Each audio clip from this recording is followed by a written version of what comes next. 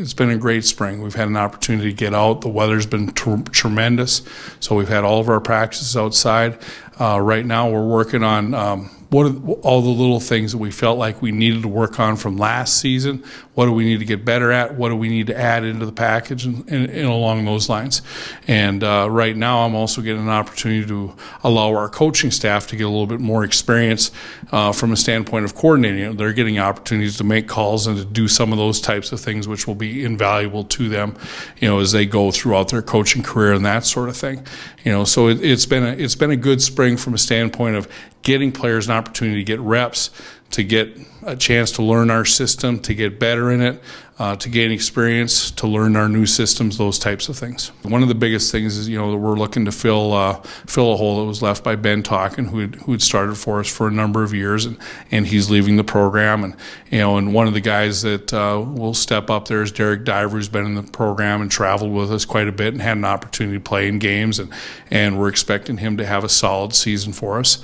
In addition to Marvin Wright, the guy that was supposed to start instead of him or in front of him last year, Tyler Jockman, who got injured, and we lost him for the season, will be back with us. And so we're looking at getting now really two guys with pretty good experience that were supposed to be starters there at the MAC position, with Derek at the Sam position, and then Joe Platts has been working out very hard at the Sam linebacker position for us as well, and has done a very solid job. What we have that's kind of nice is that we've got our veterans that have a pretty good idea of what it is that they need to do, but they're trying to hone in and master what their skills are and get better each and every practice at the things that they need to do technique-wise. Whereas the young guys are just trying to learn the system and trying to figure out where it is that they fit, so that then they can get better at what are their individual techniques and what are the weapons that they need to bring to bear during the course of a game. We consider ourselves a whole defense. It's a defensive unit as one, so it's not centered around, okay, it's for the backers, or it's for the defensive line, or it's for the secondary.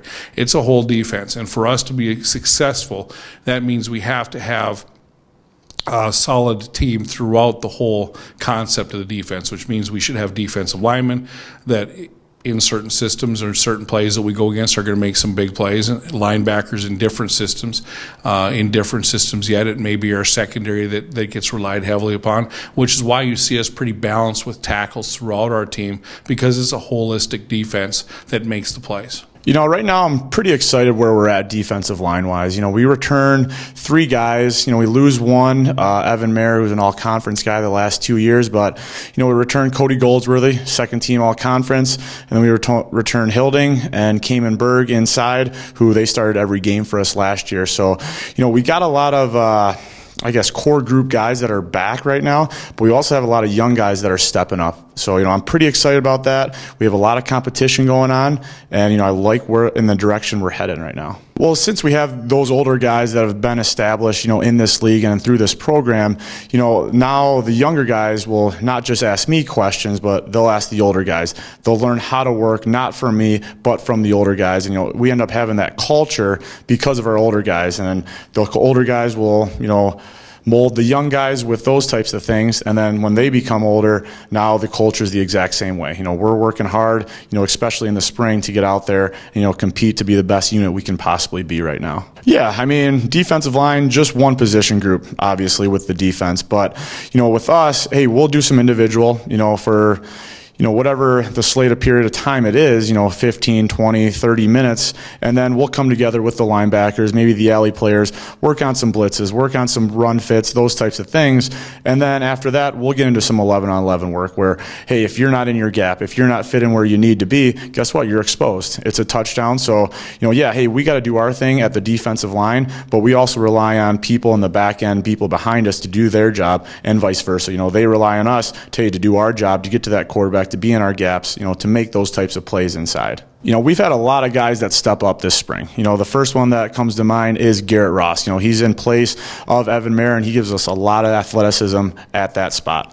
Behind Hilding and Cayman, we have Xavier Ciardo, we have Matthias, Zach Evans, Nate LaJoy, some other people that are working in, and, they've all played here before, and they've had a lot of reps, and, I guess, the continuity that they're getting with each other, with Kamen, with Hilding, working together, whether it's line games or just knowing where everybody else is going to be, is very beneficial for us. Other defensive ends, Sam Kitts, Steve Nichols, Jimmy Cannon, two of those guys have actually played before. Max Maloney in there too, and they're giving a lot of competition to Cody, to Garrett, and that's what we want to see. It's been a great start to the spring. We've been able to do a lot of different things. We kind of got an early jump as far as meetings go, and being able to sit down with our guys and kind of do a little bit of early teaching, and some of that stuff is starting to pay off. There's some little things here and there that our guys are really starting to pick up on. Veteran players are incorporating little pieces, to their game to be able to make them better players, and then, of course, the young guys just, learning some of the basics, some of the basic concepts of what it takes to be, a quality defensive back in the GLIAC. We're fortunate enough that we graduated only one safety. Nick Brajak was a very good player for us. And, with that fact, we have a lot of veteran guys that are coming back. We've got 6 guys returning right now at the safety positions.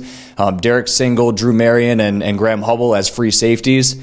And then, Brandon Oya, as our strong safety. And then we've got Mitch Ryan and Corey Williams that are coming back at our quick position. And those guys right now have a wealth of game experience to be able to contribute to our defense. We're fortunate that with that experience, I can put an emphasis on being able to put the game into the hands of the players. I can sit here and I can say, these are what we would want, in these situations. And being able to play situational football is very important. And I trust that those guys are going to make the right decisions on the field. And being able to have that kind of trust in your players is very important. And to be able to do that, they have to be great communicators. And them being great communicators has certainly raised our collective intelligence, in our defensive back unit, to be able to make our younger players come along quicker. Yeah, so we're pretty fortunate at the corner position. We didn't lose anyone to graduating. So we have 6 guys returning right now. Unfortunately, 2 of them had surgeries in the offseason, Jalen Boone and Manny Clerkin, so they aren't allowed to practice, but they're in every film session, every practice, learning, taking mental reps. And then the 4 guys that we have taking reps right now are TC Swiddle, who redshirted last year, so he's kind of a new name, learning the defense, getting things figured out. Travis Tidwell, who was the freshman defensive player of the year in the conference, Glacier Wallington, Antoine Curtis, who have both started for us, both played meaningful minutes. So it's nice having those the core back. And right now we're just kind of focusing on technique, getting our drills down, getting our fundamentals, becoming a master of our craft, and then learning the scheme, learning not only what our job is, but what the people around us are doing to help us play faster and play smarter. Yeah, so when we're installing, it doesn't take us as long to go over coverages because the guys that are back are already aware of what their jobs are, what their roles are in that coverage, so we can start working on their footwork, where their eyes are supposed to be, how they transition their eyes, how they transition from their footwork to turn and opening to breaking on balls. So it really helps that process go a lot smoother with the veterans we have back. Yeah, so when we do individual, sometimes we'll break up, and as corners, we'll work footwork, we'll work press man-to-man, off man-to-man, those techniques, reading 3 steps, and then we'll come together as a group, me and Coach Wood. Coach Wood has practice plans set up where we'll do route rec or formation rec periods or ball drills together. So we're learning to play together as one and also getting work on our own, getting our technique right. TC Swiddle, he redshirted for us last year, so he's really getting his feet wet in the scheme, learning it, taking it day by day. But I mean, it's a big competition. We have 4 guys right now competing. We'll have 6 in the fall, including the freshmen coming in. So it's just no one spot's earned. It's a big competition going on right now, and we're excited to see what happens the rest of spring and come into the fall.